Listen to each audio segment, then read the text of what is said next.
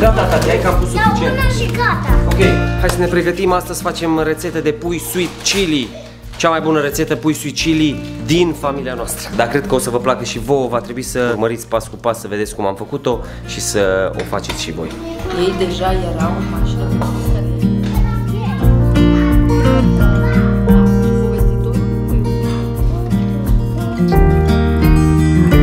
Hai că facem cu altceva. S-a pornit! Auzi, pune ulei. Am găsit, acum s-a pornit. Să dau mult? Tot? Pune-l tot, da. Tot. Salutare familie, noi suntem Paul Mateș, Melissa Mateș și voi sunteți la noi acasă, la familia Mateș. Și familia Mateș astăzi nu este singură pentru că o avem și pe Emma, și pe Ava și pe Octav care s-a dus după lemne. Este și Matias, ia uite la acolo. Iar aici este, ia uitați, Este somnoroasă, că astăzi sunt la ora asta în pijamale încă. Și nici n-am de gând să mă ora schimb. 5. Știu. Tata doar atâta pui a luat. Nu știu ce face cu asta, să știi că eu o să mănânc cât îmi trebuie. Nu știu ce vă rămâne vouă. Această mâncare este mâncarea preferată a Melisei. Deci cel mai bun cadou deja mea de anul ăsta a fost cadoul că tata mi-a făcut pui sweet chili, de a fost atât de fain cadoul încât am plâns. Pe bune, deci fericire, să știți. Bun, eu am mai făcut de multe ori rețeta asta, iar voi de fiecare dată mi-ați cerut-o pe Instagram. Astăzi o să vă dăm rețeta și o să vă provocăm ca să o faceți și voi acasă. Eu zic că este ușoară. În rețeta asta totul e despre sosul ăla de sweet chili pe care îl cumperi gata făcut, știi? În restul am cumpărat de atâta pentru că nu am găsit varianta aia mică. Nu, și în al doilea rând o să-l mâncăm. Și am zis că dacă tot o să-l mâncăm, cumpăr așa bulk mai mare. Bun. Salutare și bine v-am găsit la un nou vlog. Astăzi o să facem, cum se cheamă? Pui sweet chili. Îți place pui sweet chili? Da? E un pic picant. Depinde ce sos alegi. Dar o să vorbesc despre sos mai târziu, o să explic totul. Bun, hai să începem cu începutul, ingredientele. Vom face pui în sos de sweet chili și vom face paste cu legume în sos de sweet chili, separat, ca și garnitură, să zicem așa. Avem piept de pui, făină, panko, legume, adică noi folosim ardei, capia. Avem ouă, sare, piper, ceapă verde la final de tot, dovlecel sau zucchini. Lui Melissa nu prea place, dar mie îmi place foarte mult. Ăsta îl tai bastonașe. Așa, și sosul de sweet chili. Ăsta, unii au ambiția să-l facă ei. Eu vă recomand să-l cumpărați de-a gata, pentru că thailandezii, asiaticii, indienii, ei știu să-l facă mai bine decât noi. Există de mai multe feluri. De obicei folosesc de la Tao Tao sau Pad Thai, ăsta thailandez. Să aveți grijă că există de mai multe intensități așa a puterii, da? Sunt unele sosuri care sunt mai dulci, altele sunt foarte hot. Ăsta are 18% chili. E varianta așa, nici foarte hot, nici dulce, care să nu aibă deloc tărie de pișcăciune. O să tăiem pieptul de pui în pătrățele. Ia uite aici. Dacă le tai prea mici, ele o să fie uscate și nu o să aibă deloc zeamă înăuntru. Dacă le tai prea mari, nu o să mai aibă destulă textură deasupra, încât să se îmbibe în sos și să aibă gust bun. Eu nu sunt bucătar de ăsta auto-intitulat care vă învață pe voi una alta. Eu doar vreau să vă inspir că un om normal poate să gătească și poate să gătească o mâncare super gustoasă și vă provoc mai mult să vă documentați și voi în plus, încât să nu învățați mecanic cum să gătiți o mâncare, ci să o învățați așa să vă imaginați gustul, știi? Înainte să mă apuc de mâncare, îmi imaginez cam cum e gustul. Deci asta nu e o rețetă pe care m-am uitat pe internet undeva și o copiez unul la unul și vă arăt vouă, ci e propria mea interpretare de pui sweet chili. Un lucru important este făina cu panko, pentru că, cum ziceam, noi acum o să facem ca niște șnițele de pui, adică o să punem puiul în făină și panko și ou, bineînțeles, și o să le prăjim. Și după aia abia o să le băgăm în sos de sweet chili și peste vom pune ceapă. Bun, acum ce e panko? Panko este un pezmet. Dacă nu aveți panko, folosiți pezmet. Dar e un pezmet mai șmecher. punem ouăle și o să batem niște ouă în bucătărie. De fiecare dată după ce folosești ceva, adică o mizerie, o iau și o arunc. Așa gătește și Melissa. Asta e un obicei foarte fain să-l dezvolți, pentru că în felul ăsta tot timpul, la final de tot, o să fie aproape curat. De exemplu, când am avut tortul și am avut tort în cuptor, după aia între timp am făcut curățenie și nu mai avem de făcut. Trebuie să aplaudat, știi, ca la... Octav, bate niște ouă, că asta știi. Asta știu. Deci am încercat să fac și o rețetă asta acasă. Mie mi-a ieșit un fel de omletă cu pui și cu sweet chili. Sweet chili așa, pe lângă... Păi, uite o chestie, de ce ți-a ieșit omletă? Pentru că n-ai pus făină suficientă și panko suficient. E foarte important să fie chiar mai imbibată cu ou, să fie mai groasă, așa, nu trebuie să fie fină, perfect peste. Pentru că aia o să se imbibe în sos, înțelegeți? Acum, o chestie pe care eu o fac e că eu pun sare și piper peste carne înainte să o dau în compoziția asta și pun sare și piper în compoziție. De ce? Pentru că dacă punem doar la final sarea și piperul, toate straturile alea de dedesubt o să fie cu gust de spital. Scarlett o să facă limonadă. Am văzut că ați apreciat videoul. Pentru cine n-a văzut video cu limonada, îl lăsăm în descriere. O chestie pe care nu am zis-o pe video și am văzut comentarii. Erau mulți oameni care ziceau că de ce am dat mâncarea la familia aia care avea casa așa faină și n-am dat și la familia aia care era mai săracă, la care am fost la final de tot. Ați înțeles greșit, iar eu nu am explicat cum trebuie. Cele două femei erau surori și trăiesc una lângă alta, iar cea care stătea în casa faină îi arsese casa și acea casă a fost făcută de către niște oameni cu inimă bună. Și nu era că era una mai bogată ca cealaltă sau ea era mai săracă. Și oricum alimentele erau pentru toată familia plus cumnata lor, adică pentru 3 familii. Eu am zis, na, uite, astea sunt pentru voi, împărțiți-le și na. Asta o mică clarificare. Acum, am făcut asta, panko, avem ou și acum amestecăm frumos aici în ouleta asta făcută. Am dat puțin cam ulei. Da, sau tati a pus mai mult ulei. Tu ai pus? Am pus eu, da. Eu pe Amza l-am văzut că pus ulei. Da.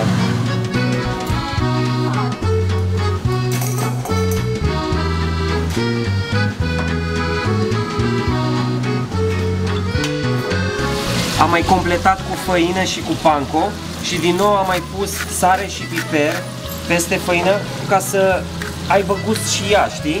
Melissa mă ajută să prăjim puiul. Am pus aici, vezi, șervețele și astea ca să scurgem tot uleiul. Da, iubitule. Mama, Da, iubire. am mâncat o supă de tăiete la mine. Da? Și o supă, nu, și un fel lapte cu biscuită de poftă. Lapte cu biscuit că de poftă. Da. Vezi, panko face crocant puiul și crocanțeala asta combinată cu E îmbibat în sos. îmbibat în sos este genială. Așa o iei.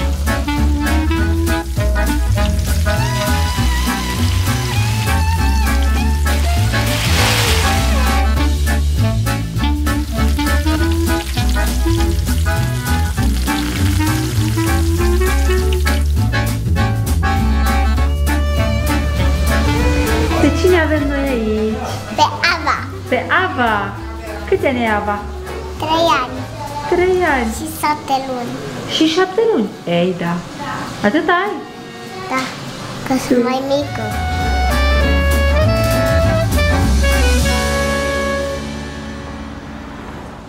Pentru cine se plictisește de toată vorbăria asta a mea de până la momentul ăsta, la final de video o să vă las pe rapid rețeta, iar în descriere o să vă las ingrediente, cantități, să fie toată rețeta mai coerentă, știi, să o înțelegeți mai bine. Sca, ce faci?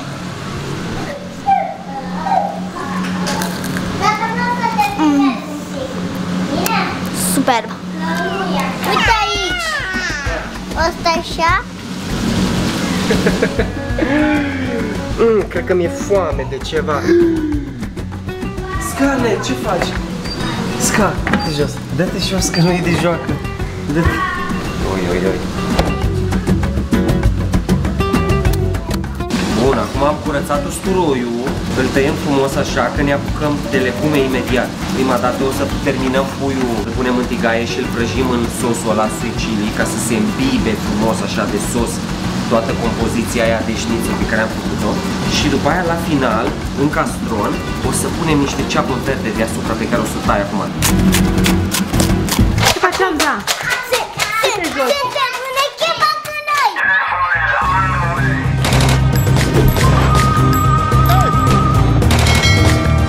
Vino că pierdem o etapă aici importantă. Stai așa că aici e luptă mare în casă. Moment foarte important. Punem sosul sweet chili. Și acum o să luăm, uite asta. Să amestecăm puțin așa. Arată ketchup. E și apa la fier. Am pus și apa, exact. Am pus apă cu sare ca să fierbem pastele. Noi folosim pastele astea de la Blue Dragon. Nouă ne plac foarte mult. Dacă folosești altfel de paste din astea de italiene, mâncarea nu mai are așa gust. Dar Și mie mi se pare cam scumpe puțin. și ți se pare cam scumpe? Da, sunt cam scumpe. Sunt vreo 12 lei, 13 lei parcă la metro. Sau mai mult, 15 lei. Ui! Punem tot puiul aici frumos. Cât de crispy sună. Da. Sunt foarte crispy. Scarlett. ASMR. ASMR, da? Ia.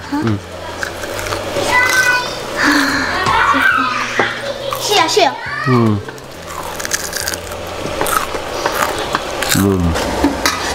Tot crispiul ăsta va fi îmbibat acum cu sos. Ce poziție ai, Scarlett? Mă uit la televizor cum se face cu sweet chili. Scarlett, nu se pare că ai ajuns prea în interior? Nu vă supărați că vă întreb așa. Ești un pic Imediat ești în tigaie, mama. Ești un pic prea călare. Doamne, bine să le mănânc pe toate. Cum? Dar nu-i prea picant. Imediat. Hai că Nu e. Bun? Aoleu, cum arată. Stați să vă arăt. Stați așa. Ia uite asta. Între timp punem niște ulei de măsline aici frumos. Așa. Încingem tigaia bine, bine. Acum facem legumele. Primul pas este să călim puțin usturoiul până se face așa puțin auriu. Și miroase bine. Acum o să călim și legumele puțin. Îmi plac așa al dente să fie. 30 de secunde. Ia gustele să vezi.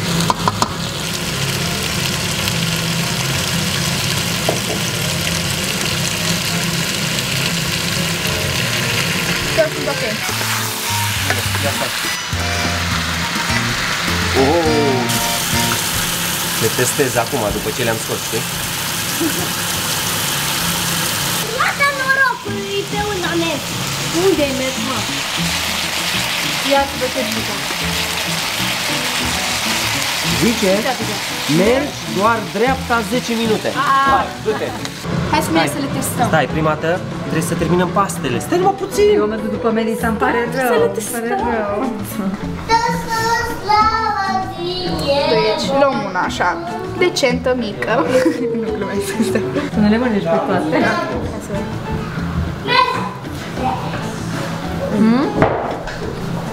Ce bune! E perfect! Tata, ți-e și super! Super! Vreau să-ți dau îmbrățișare, merit! Oh, Și merit și eu, că și-am. bravo. Melissa, sincer, nu trebuia să lași minutul ăla în plus, pentru că s-au mai copt în tigaie și s-au prea copt, părerea mea. Pastele trebuiau să fie mai al dente puțin. Opa, ia uite. Ia asta, să fac eu curat aici până la alta. Haideți toată lumea la masă! E gata! La restaurantul Paul Maleș. Gătește superb. Știi ce e bun?